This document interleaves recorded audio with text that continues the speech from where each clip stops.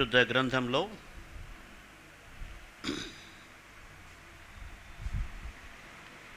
దేవుని యొక్క వాక్య ధ్యానాంశం ఏంటంటే, సాధారణంగా ఎప్పుడూ వినని లేకపోతే ఎప్పుడూ దాని గురించి పట్టించుకోని అంశం ఏంటంటే, దీర్ఘశాంతములో గల దీవెనలు. ఈ ప్రసంగం నేనైతే చేసినట్టు నాకు గుర్తులేదు, కానీ నిన్నటి దినం ధ్యానం చేస్తున్నప్పుడు ఈరోజు కొరకు అయిన వర్తమానం కొరకు మరి ఇది చాలా శ్రేష్టమైన అంశమని దాని గురించి ధ్యానించి అది మీకు అందరికీ దీవెనకరంగా ఉండాలని నేను ప్రార్థనాపూర్వకంగా సిద్ధపడ్డాను. కాబట్టి ఈ టాపిక్ మీకు ఇష్టం లేకపోవచ్చు చాలామందికి, అంటే టీవీల్లో చూసేవాళ్ళకి. ఎందుకంటే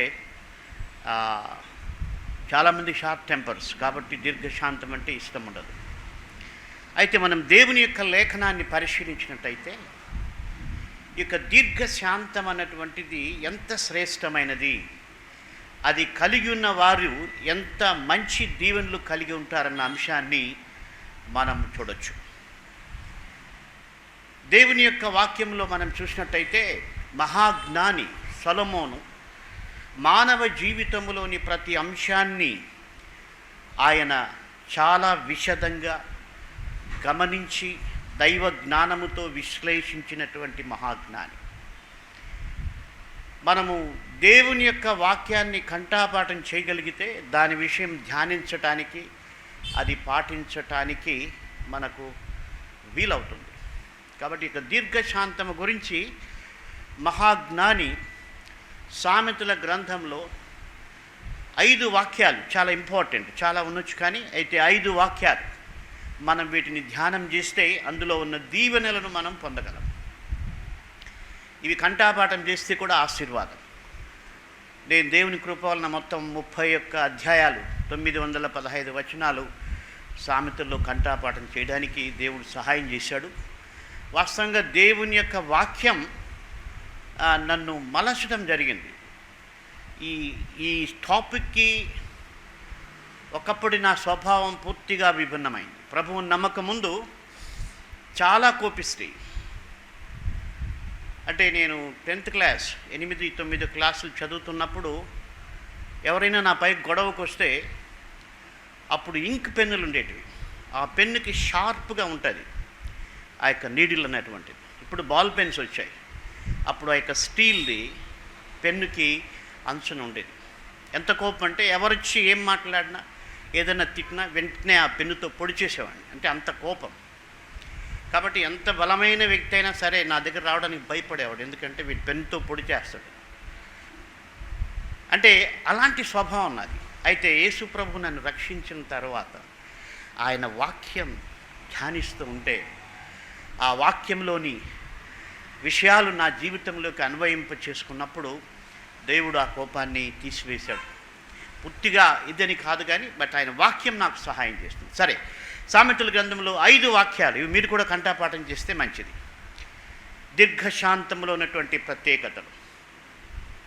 సామెతల గ్రంథం 14వ అధ్యాయం 29వ వచనములో ఏం చెప్పబడిందంటే, దీర్ఘశాంతము గలవాడు మహావివేకి, ముంగోపి మూఢత్వమును బహుమానముగా పొందును. అంటే దీర్ఘశాంతము గలవాడు మహావివేకి అని చెప్పారు. అంటే ఒక మనిషి జీవితంలో దీర్ఘశాంతాన్ని అన్వయింప చేసుకోగలిగితే, దీర్ఘశాంతం అన్నటువంటి దైవిక లక్షణాన్ని మన జీవితంలో, మన హృదయంలో ఉన్నట్టయితే ఆ వ్యక్తి ఖచ్చితంగా మహావివేకిగా జీవించగలడు. తన జీవితంలో ఎలాంటి సమస్యలు వచ్చినా, ఎలాంటి కష్టాలు వచ్చినా దైవ జ్ఞానముతో వాటిని పరిష్కరించుకుంటూ ముందుకు వెళ్ళగలడు. రెండవ విషయం, 16వ అధ్యాయం 32వ వచనం, పరాక్రమశాలి కంటే దీర్ఘశాంతము గలవాడు శ్రేష్ఠుడు, పట్టణము పట్టుకొను వాని కంటే తన మనస్సును స్వాధీనపరుచుకున్నవాడు శ్రేష్ఠుడు అని రాయబడింది. అంటే దీర్ఘశాంతము గలవాడు ఎంత శ్రేష్ఠుడంటే పరాక్రమశాలి కంటే శ్రేష్ఠుడు. అందుకే మనం దీర్ఘశాంతం మన ఆత్మీయ జీవితానికి అన్వయింపచేసుకోవాలి. 3వ వాక్యం సామెతల గ్రంథంలోనే మనం చూసినట్టయితే 15వ అధ్యాయం 18వ వచనం. కోపోద్రేకి అగువాడు కలహము రేపును, దీర్ఘశాంతుడు వివాదము నణిచివేయును అని. గమనించండి, దీర్ఘశాంతం ఉన్నట్టయితే కుటుంబాల్లో గొడవలు ఉండవు. ఎందుకంటే వివాదం వస్తే భార్య కానీ భర్త కానీ ఎవరో ఒకరు ఈ లక్షణం కలిగి ఉంటే వివాదాలు వాళ్ళు అణచివేయగలుగుతారు. ఇద్దరూ అట్లా వాళ్ళే కోపోద్రేకులైనప్పుడు పక్కింటోళ్ళకి గొడవకు వస్తారు. దీర్ఘశాంతం ఏం చేస్తుందంటే వివాదమును అణిచివేస్తుంది. 4వ వాక్యం 25వ అధ్యాయం సామెతల గ్రంథం 15వ వచనం. దీర్ఘశాంతము చేత న్యాయాధిపతిని ఒప్పించవచ్చును, సాత్వికమైన నాలుక ఎముకలను నలుగగొట్టును. ఇక దీర్ఘశాంతము చేత న్యాయాధిపతిని ఒప్పించవచ్చును అంటే ఎలాంటి సమస్యనైనా. యేసుప్రభు మనకు ఉపమానం చెప్పారు. లూకాసు వార్త 18వ అధ్యాయంలో ఆ యొక్క స్త్రీకి దీర్ఘశాంతం ఉంది కాబట్టి న్యాయాధిపతి దగ్గరకు వెళ్ళి ఆయన ఒప్పుకోకపోయినా ఇష్టపడకపోయినా దేవునికి మనిషికి భయపడినటువంటి ఆ దుష్టుడైన న్యాయాధిపతిని ఆమె తన దీర్ఘశాంతము చేత ఒప్పించగలిగింది. కాబట్టి వాక్యం సత్యం. ఇన్ని శ్రేష్టమైనటువంటి విషయాలు దీర్ఘశాంతములో ఉన్నాయి. దీర్ఘశాంతము గలవాడు మహావివేకి, దీర్ఘశాంతము గలవాడు పరాక్రమశాలి కంటే శ్రేష్ఠుడు. దీర్ఘశాంతుడు వివాదము నణిచివేయును, దీర్ఘశాంతము చేత న్యాయాధిపతిని ఒప్పించవచ్చు. కాబట్టి ఈ దీర్ఘశాంతము గురించినటువంటి విషయాన్ని మనము ఆలోచన చేసినట్టయితే దేవుడు మనం ఇంతవరకు బ్రతుకుతున్నాం, లేకపోతే జీవిస్తూ ఉన్నాం, ఇంకా ఊపిరి మనలో ఉందంటే కారణం ఏంటంటే దేవుడు దీర్ఘశాంతం గలవాడు. కీర్తనల గ్రంథం 103:8 యెహోవా దయా దాక్షిణ్యపూర్ణుడు, దీర్ఘశాంతుడు, కృపా సమృద్ధి గలవాడని రాయబడి ఉంది. కాబట్టి దేవుడు దయాదాక్షిణ్యపూర్ణుడు, దీర్ఘశాంతుడు, కృపా సమృద్ధి గలవాడు. కాబట్టి ఆయన మనలో ఎన్ని లోపాలున్నా ఆయన మనను కనికరిస్తూ మనం ఇంకా బాగుపడుతున్నాం, ఇంకా ఇంకా ఇంకా అని ఆయన దీర్ఘశాంతం కలిగి ఉన్నాడు. నెహెమ్యా మాట్లాడుతూ ఇశ్రాయేలు పరిస్థితిని 9వ అధ్యాయం 17వ వచనంలో ఐగుప్తీయుల నుంచి ఇశ్రాయేలు బయలుదేరి వచ్చిన తర్వాత వాళ్ళు దేవుణ్ణి ఎంతగా విసిగించారంటే 9:17 వారి విధేయులగుటకు మనస్సు లేని వారై తమ మధ్య నీవు చేసిన అద్భుతములను జ్ఞాపకము చేసి కొనక తమ మనస్సును కఠినపరుచుకొని తాముండి వచ్చిన దాస్యపు దేశమునకు తిరిగి వెళ్ళుటకు ఒక అధికారిని కోరుకొని నీ మీద తిరుగుబాటు చేసిరి. చూడండి, మానవ స్వభావం. దేవుడు వారిని ఐగుప్తు బానిసత్వం నుండి విడిపించి పాలు తేనెలు ప్రవహించే దేశం వైపుకి వారిని నడిపిస్తూ ఉన్నప్పుడు వారు దేవుని పైన తిరుగుబాటు చేశారు, తిరిగి అక్కడికే పోవాలనుకున్నారు. కాబట్టి మానవ స్వభావం ఏంటంటే తిరిగి పాపం వైపుకు, తిరిగి లోకం వైపుకు లాగేది మానవ స్వభావం. అయితే నీవు క్షమించుటకు సిద్ధమైన దేవుడవును, దయావాత్సల్యతలు గలవాడవును, దీర్ఘశాంతమును బహుకృపయు గలవాడువనయుండి వారిని విసర్జింపలేదు. అయితే దేవుడు దీర్ఘశాంతము కలిగి ఆయన మన పట్ల దయ చూపి మనల్ని విసర్జించటం లేదు, మనల్ని కాపాడుతూ ఉన్నాడు. కాబట్టి మనం దీర్ఘశాంతము దేవుడు మనలో కోరుతూ ఉన్నాడు. గమనించండి, ఆత్మ ఫలాలలో దీర్ఘశాంతం ఒక ఫలం. మనం చూసినట్టయితే మనందరికీ తెలుసు ఆత్మ ఫలాల గురించి. అది దేవుని యొక్క ఆత్మఫలం. గలతీ 5:22. అయితే ఆత్మఫలమేమనగా ప్రేమ, సంతోషము, సమాధానము, దీర్ఘశాంతము, దయాళుత్వము, మంచితనము, విశ్వాసము, సాత్వికము, ఆశా నిగ్రహం. కాబట్టి నీవు దేవుని వాక్యము చేత నడిపించబడుతూ, దేవుని ఆత్మ చేత నడిపించబడుతూ ఉన్నట్టయితే ఈ యొక్క దీర్ఘశాంతం అన్నటువంటి ఫలము నీ జీవితంలో ఉండి తీరాలి. నీలో ఇంకా దీర్ఘశాంతం అన్నటువంటిది లేకపోయినట్టయితే 2 విషయాలు పరిశీలించుకోవాలి. నువ్వు సరిగా దేవుని వాక్యం చేత నడిపించబడ్డం లేదు, దేవుని ఆత్మ చేత నడిపించబడ్డం లేదు. చాలాసార్లు ఈ టాపిక్ ఎందుకు మాట్లాడరంటే, చాలామంది బోధకులకే కోపం ఎక్కువ, చాలామంది గొడవ పడేటువంటి స్వభావం. అందుకే ఈ టాపిక్ గురించి మాట్లాడడం కష్టం. అయితే మరి దేవుని వాక్యము చేత మనం ఒప్పించబడాలి. ఏదో మనకిష్టమైన సబ్జెక్టులు టీచ్ చేయడం కాదు, లేకపోతే ధ్యానించడం కాదు. మనం దేవుని ఆత్మీయతలు ఎదగాలంటే మనలో ఏం లోపం ఉందో, ఏమి కొద ఉందో దాన్ని తెలుసుకొని దాని విషయమై ప్రార్థన చేయటం. కాబట్టి మనం దేవుని ఆత్మ చేత నడిపించబడితే మనము ఆత్మ ఫలాలు కలిగి ఉండాలి. చాలామందికి ఆత్మ వరాలంటే చాలా ఇష్టం. అవి కూడా 9 ఉన్నాయి, ఇవి కూడా 9 ఉన్నాయి. అయితే ఆత్మ వరాలు కలిగి ఆత్మ ఫలాలు లేకపోతే ఆ వరాలని సరిగా దేవుని మహిమ కొరకు మనుషులు వినియోగించుకోలేరు. అందుకే మనం ఆత్మ ఫలాలు కోరుకొని ఆ తర్వాత ఆత్మీయ వరములు కోరుకోవడం మంచిది. కాబట్టి ఇక దీర్ఘశాంతం అన్నటువంటి టాపిక్ చాలా ప్రత్యేకమైనది, చాలా శ్రేష్టమైనది. మనం ఇంతవరకు సామెతల్లో చూసాం. అయితే పౌలు దీర్ఘశాంతాన్ని గురించి ఆయన ఎఫెసీయులకు, కొలస్సీయులకు, దెస్సలోనికీయులకు ప్రత్యేకంగా ఆయన రాసిన కొన్ని వాక్యాలు మనం చూసినట్టయితే ఇది మనందరికీ, అంటే మనము దేవుని బిడ్డలుగా ఈ వాక్యాలు మన జీవితానికి అన్వయించుకోవాలి.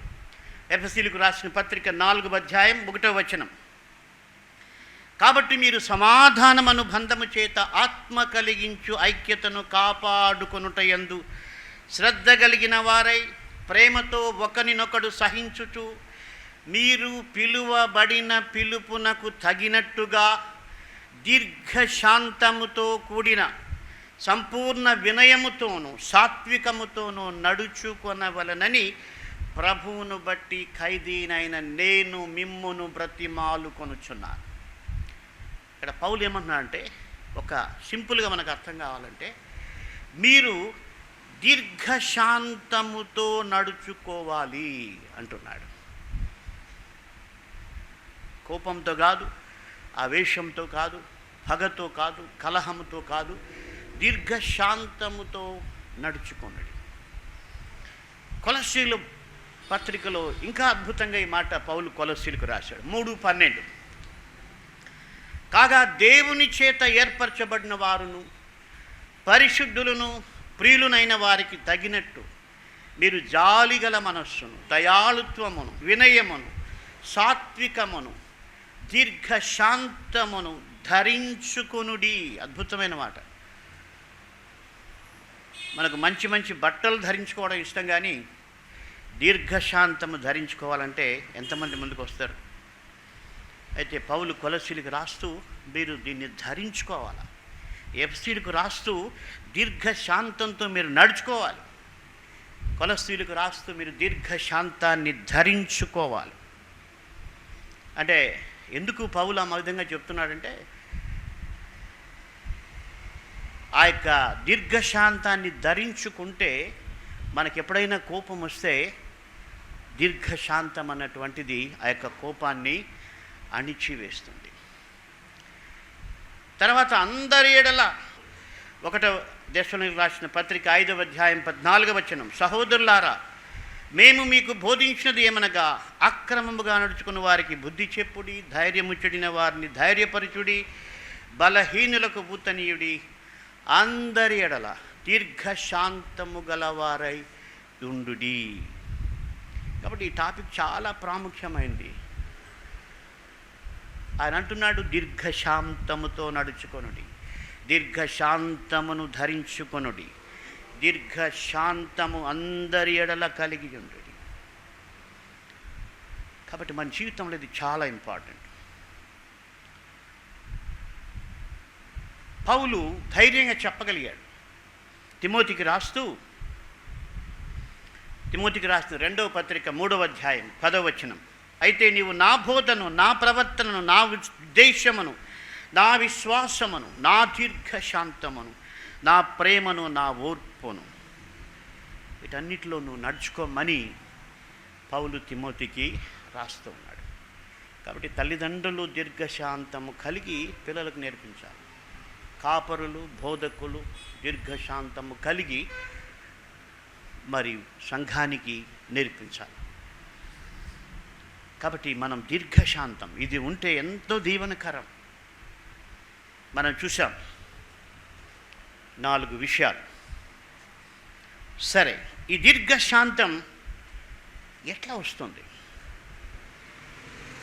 దీర్ఘశాంతంలో దీవెనలు మనం చూసాం. దీర్ఘశాంతము గలవాడు మహావివేకి, పరాక్రమశాలి కంటే దీర్ఘశాంతము గలవాడు శ్రేష్ఠుడు. దీర్ఘశాంతుడు వివాదమును అణిచివేయును, దీర్ఘశాంతము చేత న్యాయాధిపతిని ఒప్పించవచ్చును. మరి దీర్ఘశాంతముతో నడుచుకోమని, దీర్ఘశాంతాన్ని ధరించుకోమని, దీర్ఘశాంతం అందరిలా కలిగి ఉండమని బైబిల్ చెప్తున్న ఈ టాపిక్ ఒకరికి ఎట్లా దీర్ఘశాంతం వస్తుంది? మంచిదే, ఇది మనకు లేదు, చాలామందికి లేదు. చెప్పాలంటే 100కి 90 మందికి ఇది ఉండదు. అయితే మనం దేవుణ్ణి అడిగితే తప్పకుండా ఇస్తాడు. ఎందుకంటే అది ఆయనకి ఇష్టమైంది, అది ఆయన లక్షణం. ఆయన లక్షణాన్ని ఆయన బిడ్డల్లో చూసుకోవడానికి దేవుడు ఇష్టపడతాడు. హల్లెలూయా. తల్లిదండ్రులు వాళ్ళ రూపురేఖల్ని చూసుకోవడానికి వాళ్ళ బిడ్డల్లో ఇష్టపడతారు. అందుకని పుట్టిన వెంటనే తల్లి పోలిక, తండ్రి పోలిక అంటే అదొక సంతోషం, వాళ్ళ రూపం కనిపిస్తే. కానీ దేవుడు ఏం కోరుతున్నాడంటే, దేవుడు కూడా తన సారూప్యములో మనం సృజించాడు. ఆయన సారూప్యం ఏంటంటే ఆయన లక్షణాలు. దీర్ఘశాంతుడు, మహాదయాళుడు, కృపా సమృద్ధి గలవాడు. కాబట్టి ఇది నీలో దేవుడు చూడాలని కోరుకుంటున్నాడు. అది ఒక ఆత్మఫలం. గమనించండి, యేసు ప్రభు ఒక అంజూరపు చెట్టును శపించినప్పుడు అది పూర్తిగా ఎండిపోతుంది. ఒకానొక అంటే ఒక బాధకరమైనటువంటి సన్నివేశం. అయితే యేసుప్రభు ఎందుకు అలా చేశాడంటే, ఆ అంజూరపు చెట్టు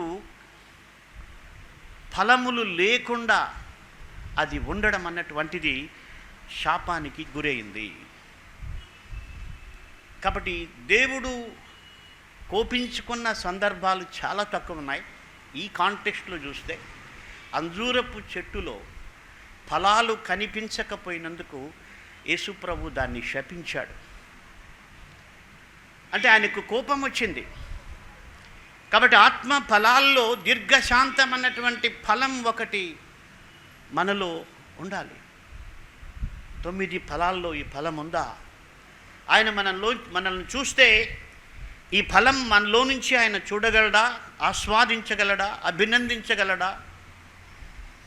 చాలా ఇంపార్టెంట్ టాపిక్. ఇది ఎలా వస్తుంది? దానికి కూడా మహాజ్ఞాని అద్భుతమైన విషయం చెప్పాడు.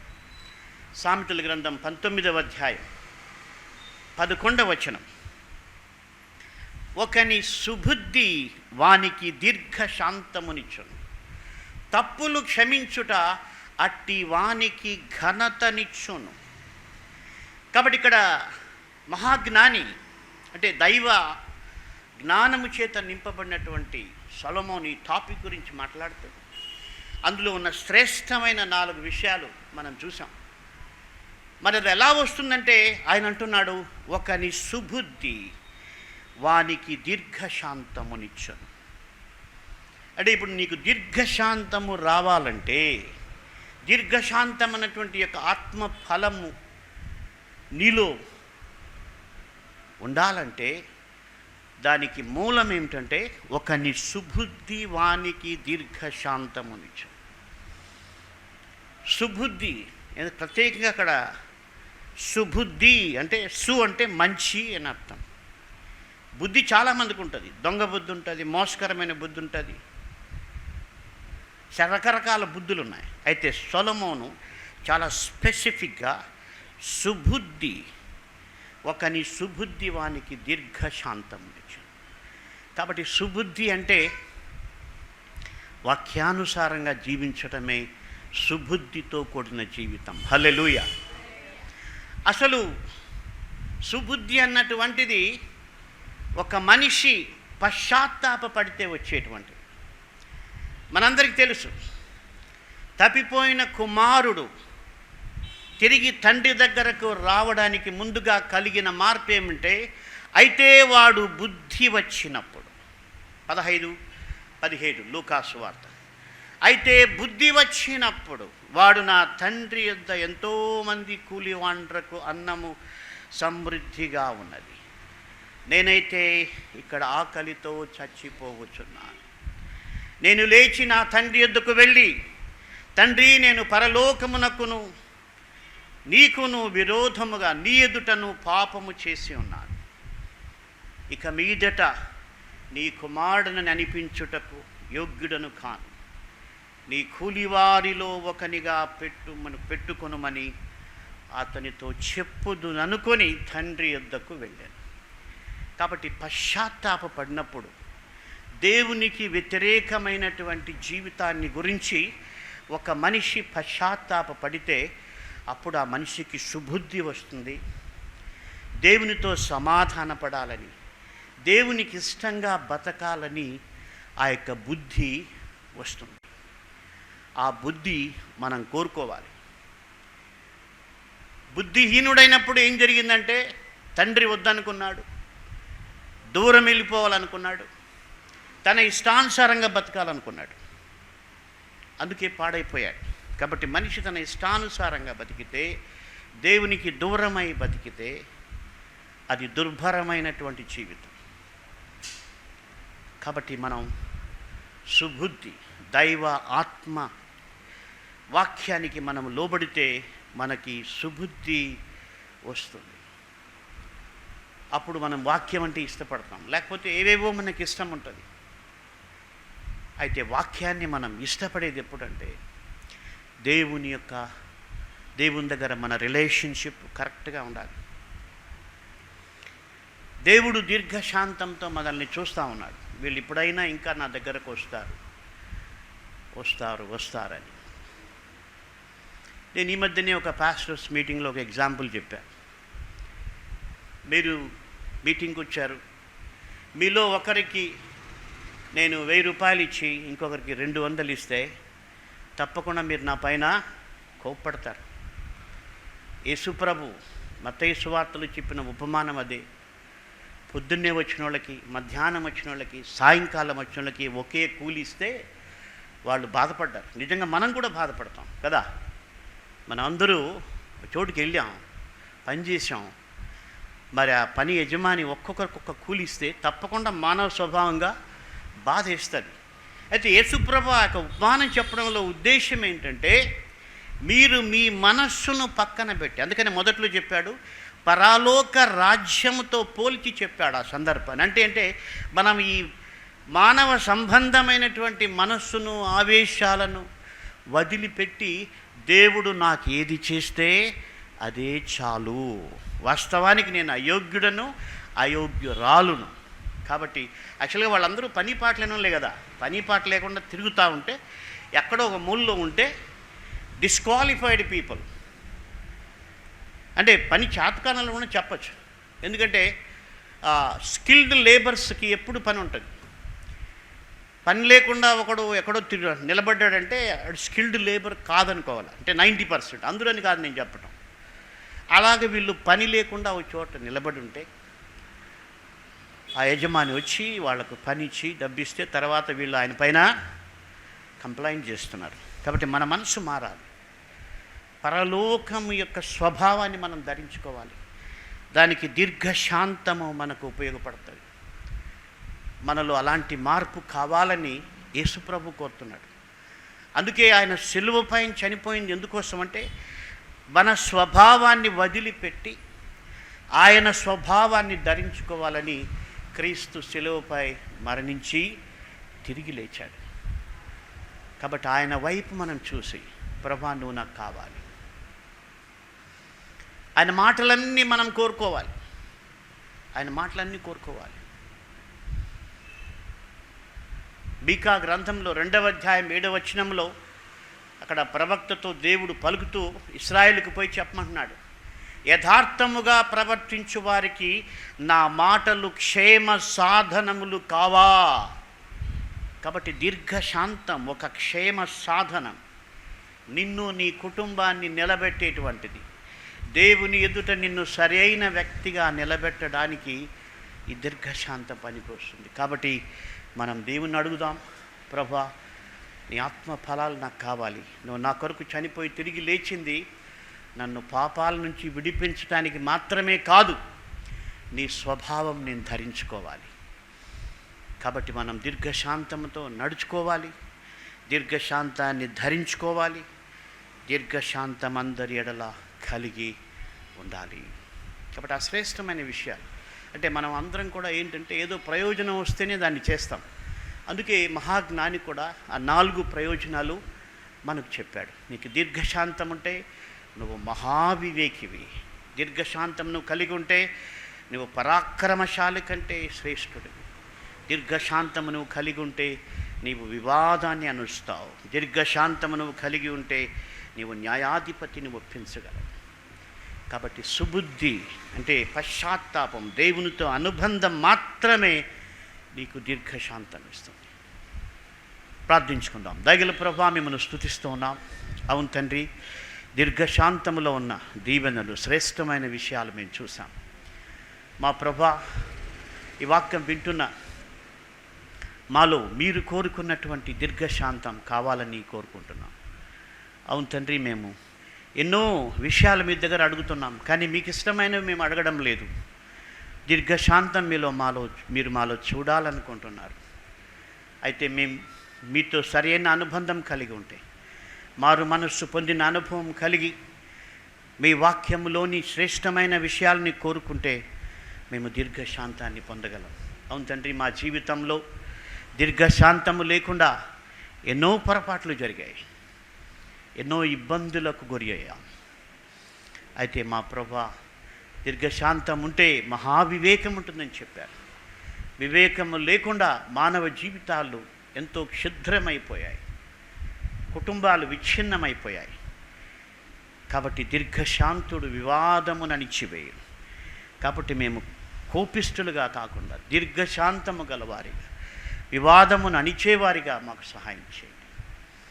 ఈ లోకంలో ఏదేదో పరాక్రమ కార్యాలు చేయాలని అనుకుంటాం, కానీ దీర్ఘశాంతము కలిగి ఉంటే పరాక్రమశాలి కంటే శ్రేష్టమని మీరు సెలవిచ్చారు. మాకు సహాయం చేయండి. దీర్ఘశాంతము చేత న్యాయాధిపతిని ఒప్పించవచ్చు అన్నారు. కాబట్టి మాకట్టి కృపను అనుగ్రహించండి.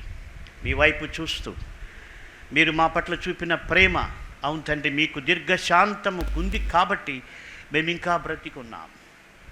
మేము ఇంకా మా ప్రభా ఈ లోకంలో జీవిస్తూ ఉన్నాం. అయితే మేము మీ చిత్తానుసారంగా జీవించడానికి సహాయం చేయండి. ఈ వాక్యం వింటున్న ప్రతి ఒక్కరిలో మా ప్రభా మీ ప్రేమను వారు గుర్తెరిగి, మీ రక్షణ పొందిన వారి అనుభవం కలిగి, మా ప్రభా మరి ఇక దీర్ఘశాంతం నాకు కావాలి అని కోరుకొని తద్వారా వివేకమును కలిగి జీవించుటకు సహాయము చేయమని యేసు దయగల నామమున ప్రార్థిస్తున్నాము తండ్రి. ఆమేన్.